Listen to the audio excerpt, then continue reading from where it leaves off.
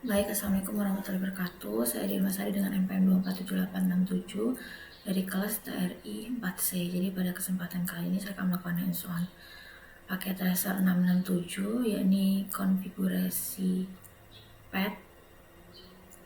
Jadi langsung aja di part 1 di sini ada configure dynamic net width overload.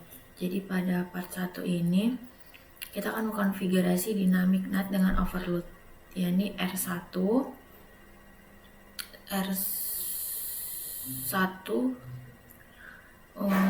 untuk PA4 pad menggunakan pool. Dan lanjut ke step 1, configure traffic that will be permit. Jadi kita akan konfigurasi lalu lintas yang diizinkan ACL1. Jadi kita membuat standar ACL1 pada R1 untuk mengizinkan alamat IP dari subnet 172.166.000/16. Lalu step 2 kita akan konfigur pool of address for NAT. Jadi kita akan konfigurasi pool alamat IP untuk NAT. Nah, di sini kita akan membuat NAT pool bernama NAT pool, atau nama yang lainnya juga bisa, cuman kita di sini tentunya buatnya NAT_pool. Lalu kita berisi 2 IP usable dari 209.165.200.233 sampai 209.165.200.223. Lalu step yang ketiga, kita di sini associate ACL1 with the NAT pool and allow address to be restored. Jadi kita akan menghubungkan ACL1 dengan NAT pool dan aktifkan port resource-nya atau overload. Nah, di sini juga udah ada nih perintahnya. Perintahnya ini mengaktifkan port address translation atau PAD sehingga banyak perangkat internet bisa menggunakan satu IP dari pool secara bersamaan. Lalu step yang keempat di sini configure the NAT interface. Jadi kita akan menentukan interface inside dan outside-nya. Jadi di sini serial 0/1/0 itu mengarah ke internet atau IP NAT outside. Lalu yang gigabit internet 0/1 itu mengarah ke LAN lokal atau IP NAT inside. Lalu part yang kedua ini kita tinggal verifikasi aja. Verifikasinya. Lalu kalau part yang ketiga ini mengkonfigurasi pad menggunakan interface R2 sebagai pad tanpa pool. Jadi kita lakukan dulu untuk konfigurasi yang router 1 ya, dia di part 1. Kita ke router 1 dulu. Kita masuk ini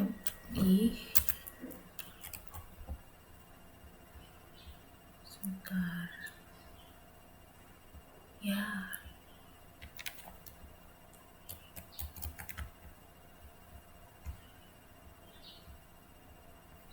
Sebentar ya.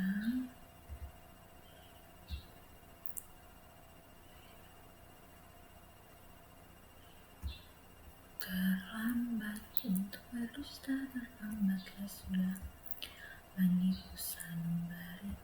Masih gak sih mukanya?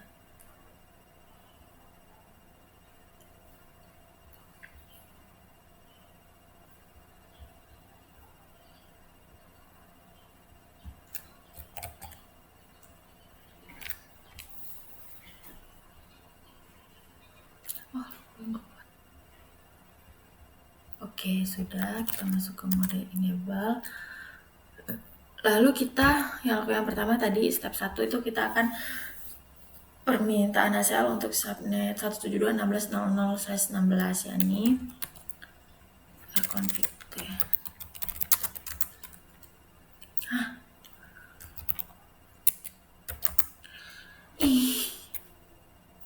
Maaf ya. Bentar. Oke, sudah.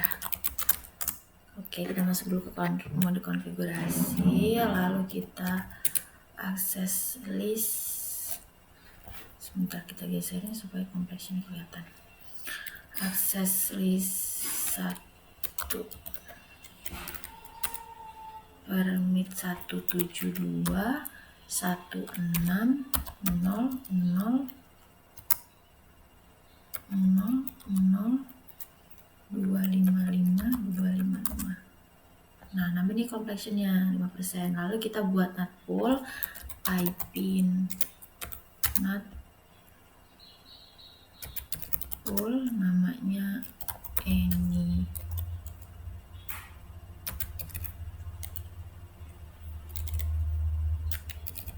pool name 209 165 200 09 165 200 233 209 165 200 234 209 165 200 234, lalu net maxnya 255 255 255 255. Sorry, 252. Tambah kompleksnya jadi 25. Lalu kita akan menghubungkan ACL ke pool dengan fitur overload atau pad dengan IP NAT inside IP NAT inside search list 1 pool any pool name overload. Tambah kompleksnya jadi 25. Lalu kita akan mengatur interface inside dan outside. Kita masuk dulu ke interface S0/1/0. Lalu kita IP NAT outside, kita exit, lalu masuk lagi ke interface G0/0/1. kita kasih IP NAT inside 55 complexionnya.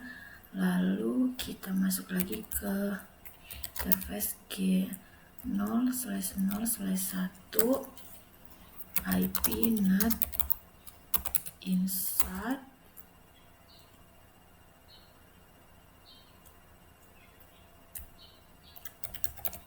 exit. Taruh dulu complexionnya.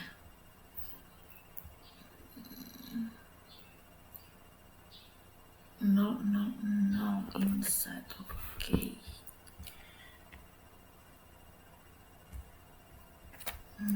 Config intg 0/0/0 IP NAT in. Nah, oke, 60% complexionnya. Kita tutup. Selanjutnya kita ke part 2 ya. Part 2 tadi belum. Kita akan verifikasi implementasi dynamic NAT dengan overload. Yang pertama kita kasih layanan web di internet. Kita coba dari web browser pada PC 1. Lalu kita akses, sebentar ya, agak nge-lag.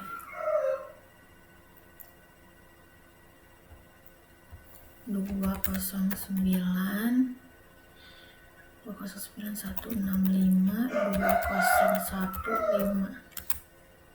Oke, server 1, welcome server 1. Jadi pertanyaannya, jawabannya di sini berhasil ya, sudah berhasil. Sukses. Selanjutnya kita ke part 3 ya, konfigurasi pet using interface ini yang di router 2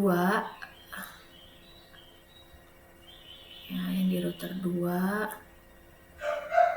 kita ke router 2, lalu kita ke mode enable, lalu config ya. Nah, pertama kita buat ACL2 untuk subnet mask 172.17.0.0 dengan perintah akses list 2 permit 172.17.0.0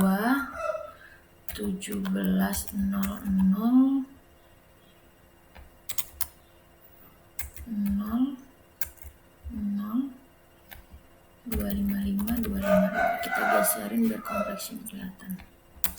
Nambah kompleksinya jadi 65. Lalu kita akan mengaktifkan pet overload langsung ke interface publiknya dengan perintah ip nat inside search list 2 interface S0/1/1 overload. Kompleksnya jadi 85. Lalu kita akan mengaktifkan pet overload langsung ke interface public yakni serial 0/1/1 dengan perintah ip nat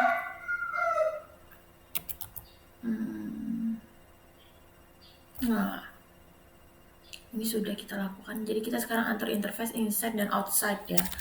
Kita masuk dulu ke interface serial 0/1/1. Ini kita kasih ip nat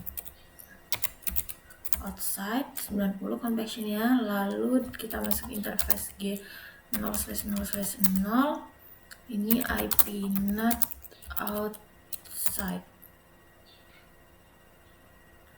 Lalu interface G 0/0/1 ip nat inside.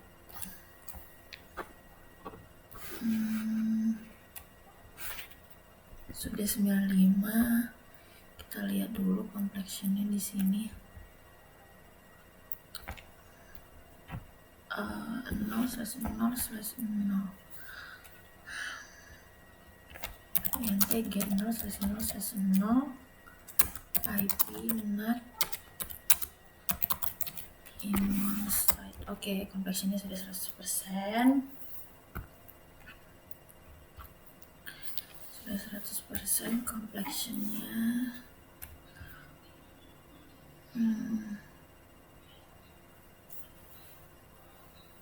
Ini tidak kita coba ya tadi.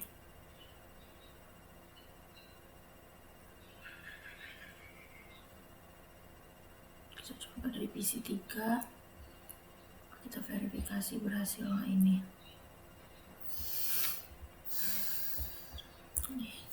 209.165.2015. Oke, server 1 welcome berhasil ya.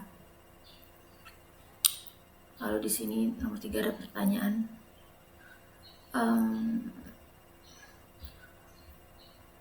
Bandingkan static NAT R1 dan R2. Jadi di sini R2 itu tidak mencantumkan dynamic mapping atau pool, sedangkan karena R2-nya dikonfigurasi menggunakan metode interface pet overload atau interface serial 0/1/1, bukan menggunakan address pool terpisah seperti router 1.